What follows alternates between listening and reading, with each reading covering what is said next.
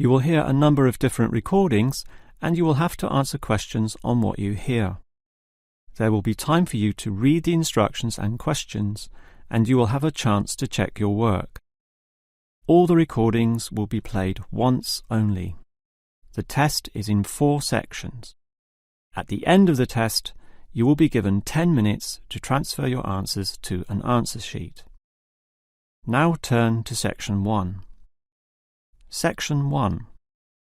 You will hear 2 colleagues, Marcus and Ella, discussing a work project. First, you have some time to look at questions 1 to 5.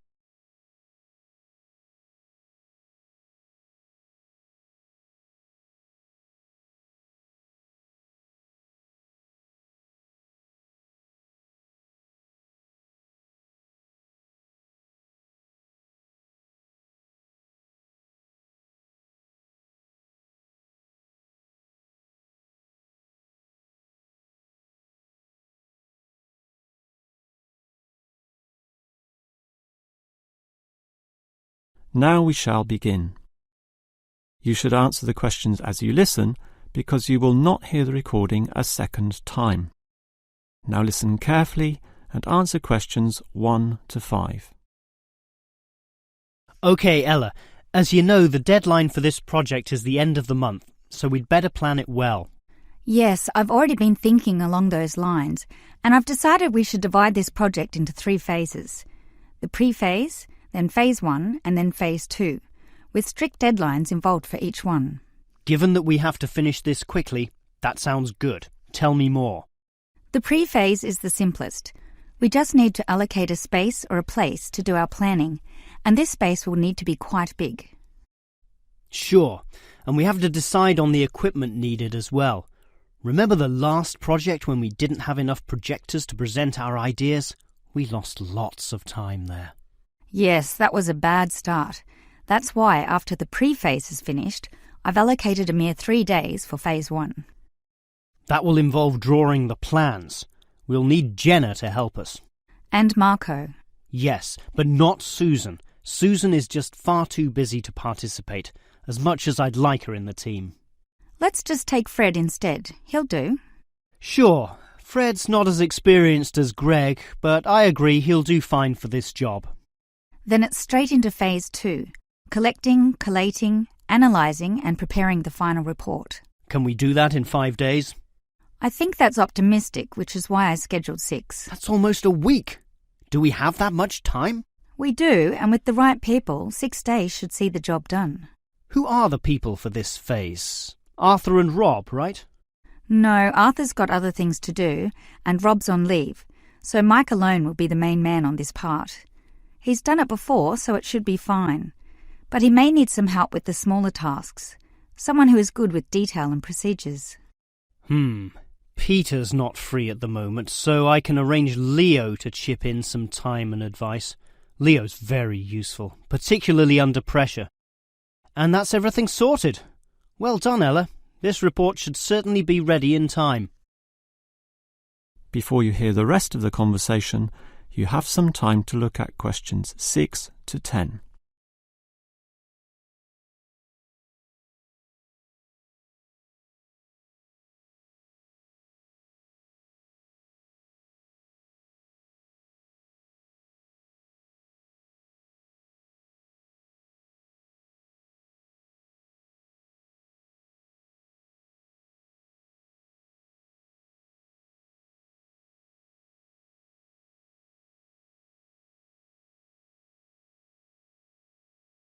Now listen and answer questions 6 to 10.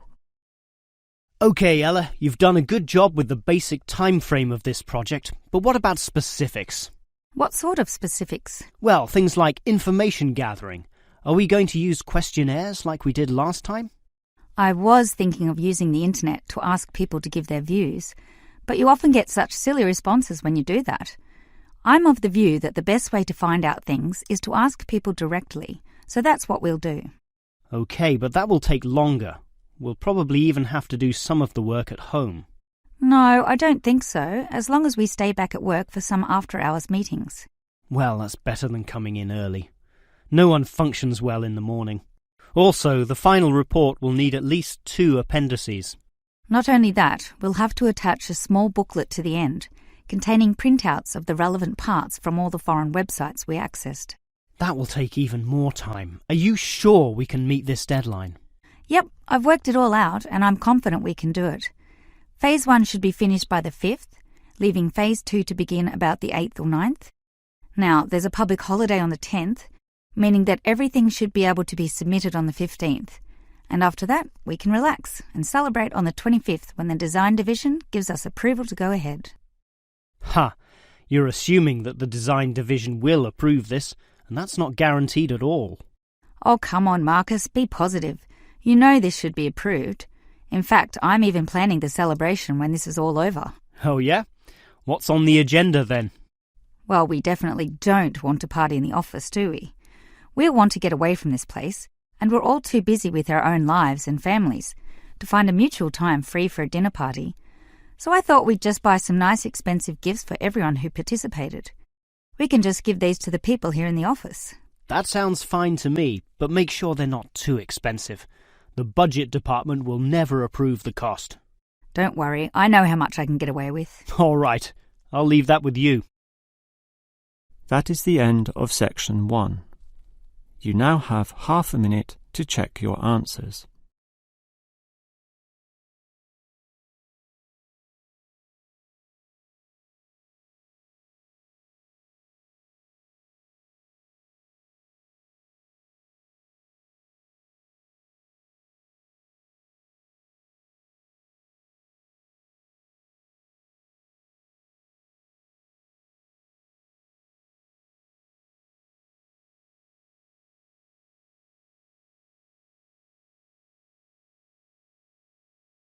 Now turn to Section 2. Section 2. You will hear a maintenance worker talking to a university officer about some recent storm damage to the main building. First, you have some time to look at questions 11 to 15.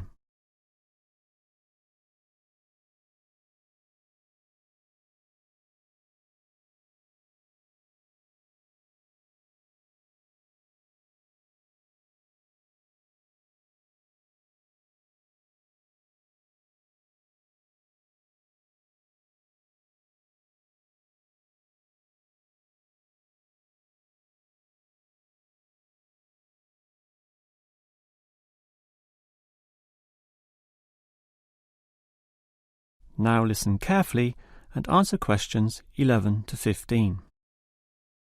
Hello there. I was asked to tell you about the extent of the damage to the main building caused by the recent storm. Oh, that's right. I take it that most of the damage is just to the main building? It is indeed, since the building is so old. However, luckily the damage is minor and all of it can be fixed in one day, given that we have 5 people in our team. What will you be doing first? I understand you start at 8 in the morning. That's right. And we were going to remove the fallen tree, but we've been told there are exams that morning, and I'm sure the sound of those saws and other heavy equipment will disturb all the students.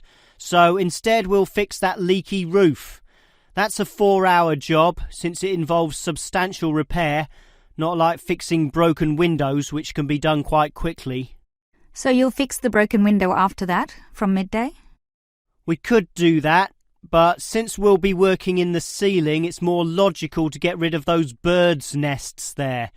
It's a small job, but will require crawling inside the ceiling cavity, which is not an easy exercise, so that will take about an hour.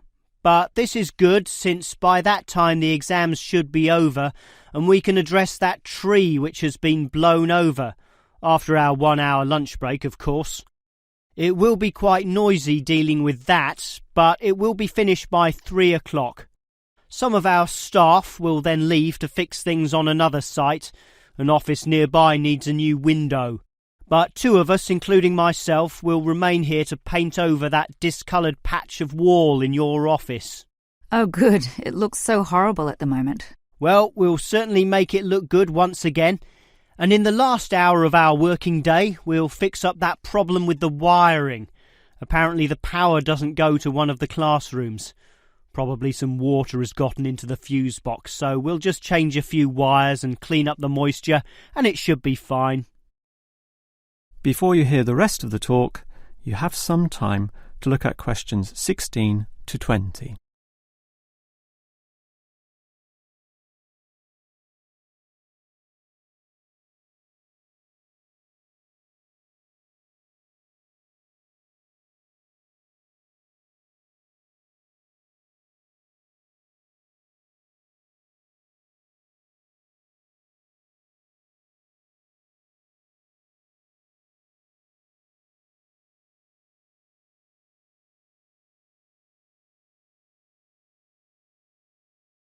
Now listen and answer questions 16 to 20. I certainly appreciate all the effort you and your team are taking to fix things here, but I do have one request. And what is that? You said you're going to paint the back wall in my office. Will it be the same colour as before? Yes, we'll make it a nice white colour. Well, that's the point. I'd prefer it to be yellow to match the furniture. The furniture is orange, actually, but I think yellow is a nice match. Can you do that? We can certainly do that. Yellow it is. Certainly a prettier colour than just plain white, or the blue in my kitchen at home for that matter. And we can leave the paint can with you in case you need to do some touch-ups or if the stain reappears. I'll just leave it in the garden shed, the one next to the main classroom. And incidentally, about those birds in the ceiling, I was just investigating and I heard the chirping of little baby birds in there. So there must be some young ones in a nest. I just thought you'd like to know that we can give them to a wildlife reserve. There's one in the next suburb, so that should not be too much trouble. Or you could give them to one of our teachers. I have a colleague who can raise them. I would say the wildlife reserve is a better option, since the people there are used to dealing with animals. And as for that fallen tree, we'll cut it up into small pieces, and that can be firewood in my house, so that won't be wasted either, although the smoke will cause some pollution. But I have a special licence for my fireplace, so no one can object to that. I've noticed also that the university has a garden bin for the smaller items, leaves and sticks and bark and so on, so we can dispose of material in that also. You do have some waste piles out the back, but a proper garden bin means that the material will be recycled, and that's better for the environment, so you can rest assured we will use that. That is the end of section 2. You now have half a minute to check your answers.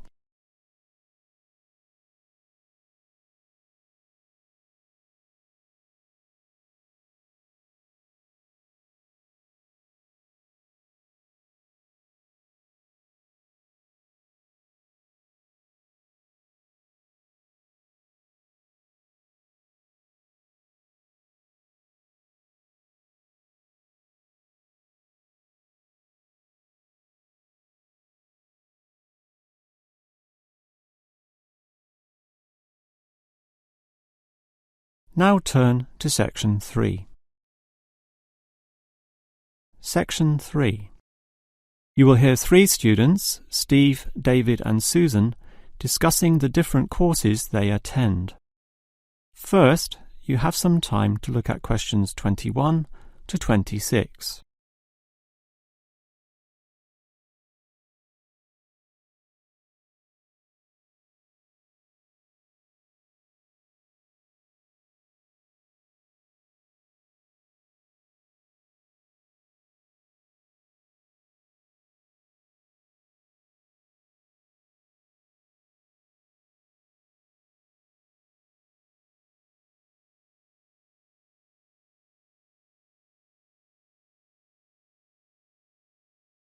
Now listen carefully and answer questions 21 to 26.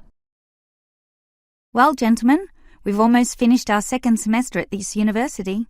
What do you think of all the courses we attend? On the whole, I'd say they're quite good, apart from social history, which I find to be a little too inexact. Yes, the lecturer's style is also very, very dull. I certainly agree with you there, although I would say that the textbook is more interesting. Welfare State. The subtitle says, An Examination of Social Development in the 20th Century. Yes, Welfare State is a good book, but look how many pages it has. 458! I agree. It's just too long to be easily read. Far too long, although it's certainly well written in parts. Yes, and if you compare it to the textbook for cultural studies, what's it called? Inner Views, I think. No, that's the book for media studies, and we finished that subject last semester. The book you're thinking of is In Perspective. Oh, sorry, you're right. In Perspective. And the subtitle says, A Comparison of Social Groups. Somewhat interesting, wouldn't you say? Well, mildly so, as is the subject, dealing as it does with such a wide variety of issues. But the book itself certainly oversimplifies a very complex subject. I agree. I also got annoyed at its constant oversimplification. Life is more complicated than what it suggests. Yes, but what you call oversimplifying may well be considered clarifying. Look at this other textbook, Government in Action. Some may say that it also oversimplifies, but it must do so in order to present a coherent picture of an equally complex subject. Government in Action. Which subject? It's the textbook for political theory. Oh, I hate politics. That's why I don't like the active leadership subject either. And most of the stuff in that political theory textbook is based on the American system. You see, it's written by Americans, so it's not even relevant to us here. I'd agree with you there. It's not relevant to us at all, since our government uses the Westminster system. Yes, I suppose that is a problem. Before you hear the rest of the conversation, you have some time to look at questions 27 to 30.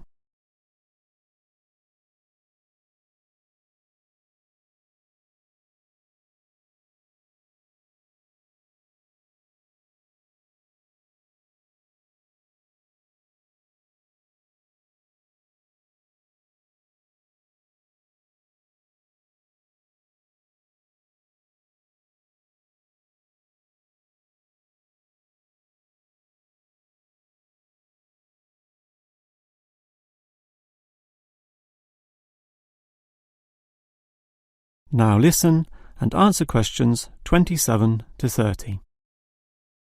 Well, it seems we all have certain criticisms about the textbooks we're using, but at the same time we all like some elements, at least, of the subjects we're studying.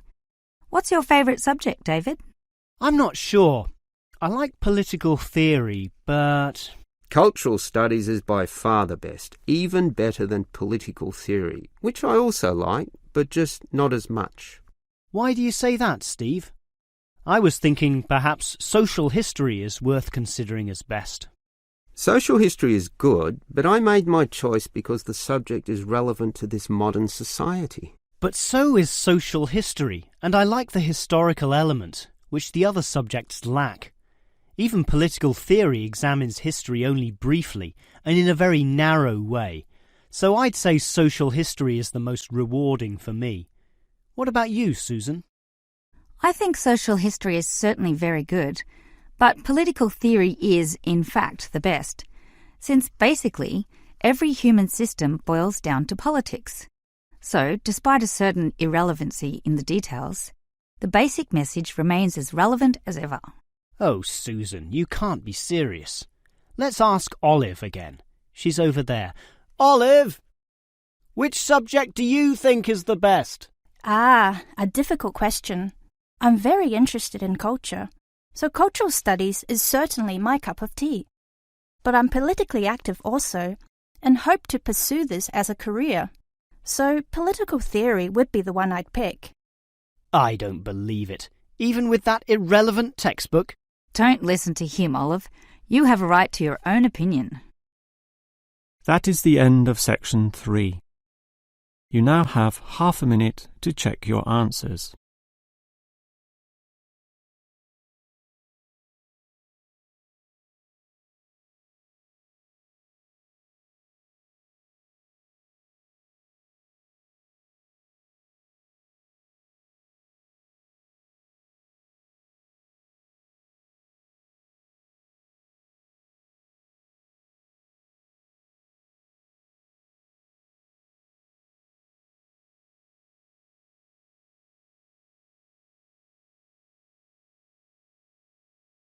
Now turn to Section 4.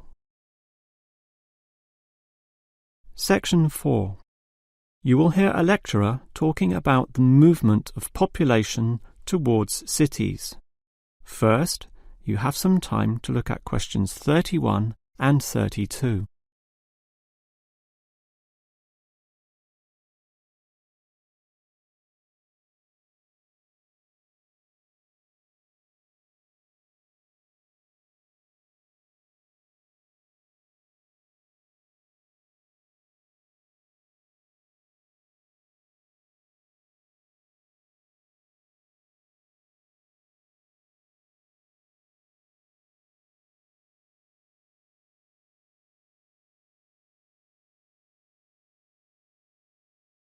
Now listen carefully and answer questions 31 and 32. If you consider the farms of old, the type your father or grandfather grew up on, they were small and labour-intensive, requiring lots of workers. In addition, they often had a diversity of products, be that animal or vegetable, say cows and sheep, or oranges and lemons, with some peaches and a few chickens on the side for the production of eggs. The many workers involved raised their families who needed products and support services, such as medical clinics and schools, so the small country towns had mercantile activity, storefronts and community participation with all ages present and a distinct town culture. And how it has changed. Travel to any small country town in virtually any developed country, and you will often see that these places are now somewhat forlorn and deserted, lacking life and vigour. Many of the residents have long since moved towards the big cities, so the country areas have become depopulated and their downtowns empty. This phenomenon is so predictable and widespread that it even has a name, rural flight or rural exodus, and it has produced some fairly predictable problems. Before you hear the next part of the lecture, you have some time to look at questions 33 to 35.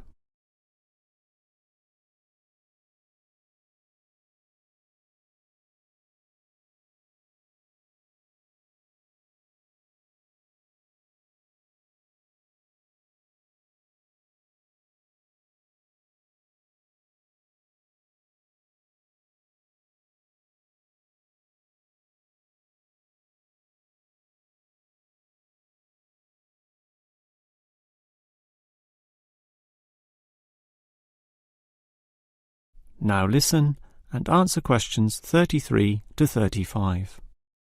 As for the causes of rural exodus, the most obvious is the industrialisation of agriculture. This comes in two aspects, one of them being monocultural farming practices. What this means is that it is now more efficient to have one product and focus on its needs almost exclusively. So, for example, animal husbandry will usually involve a single type of animal, say pigs, but with huge factory farming techniques, or, in other words, the second aspect, economies of scale. This means instead of 200 pigs, there'll be 2,000, tightly fitted into small pens or cages with high-density waste disposal and automatic feeding systems. Yet, despite this huge size, it can all be controlled by just a dozen farm workers pushing the right button.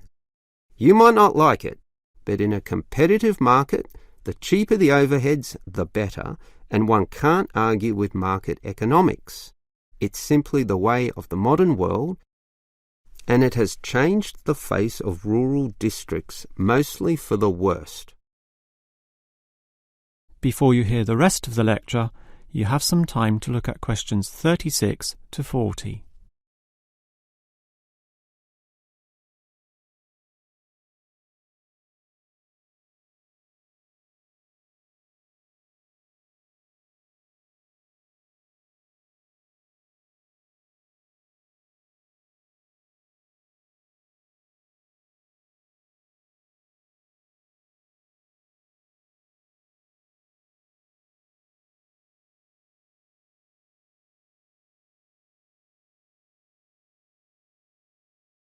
Now listen and answer questions 36 to 40. We can talk at length about the problem of rural exodus, but what about solutions? Well, there is certainly some cause for hope, since many are now feeling the negatives of increasing urbanisation, negatives which the countryside generally does not have. Thus, tourism, for example, is certainly one avenue of revenue and revitalisation. The most important consideration here is that the local residents themselves participate in developing such initiatives and deciding what happens, since outsiders, be they state government or city-based planners, do not fully understand the local settings, the possibilities which may be on offer, or the town culture, since even small rural areas can be highly distinctive from neighbouring ones. For example, the Daylesford area has developed a tourist industry based on the natural springs there, putting forward the angle that this water is relaxing and revitalising for the health. There has been the development of spas, saunas and small-scale accommodation within its picturesque hillsides. And another solution is to utilise the predominant local product. This takes advantage of the fact that many city people are developing a dislike for factory-produced and packaged foodstuffs. They are becoming interested in products that can be sold directly to them at a cheaper price while preserving all the freshness from the tree or animal. It is important here that the country area is not only characterised by a specific product, but markets this idea well. For example, many areas of country Victoria have developed widespread grape growing and winemaking facilities and encourage wine tasting tourism, now a thriving industry with an international patronage. Similarly, Harcourt is famous for apples, Shepparton for mature cheeses, and Mildura for its citrus products.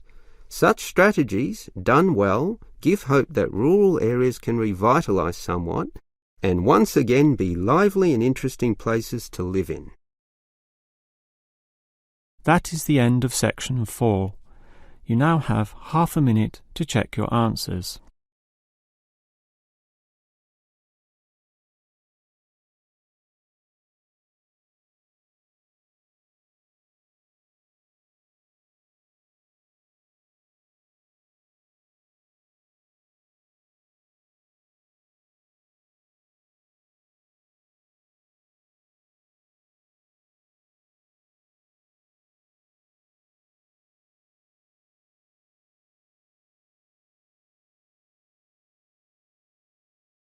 That is the end of the listening test. You would now have 10 minutes to transfer your answers to the answer sheet.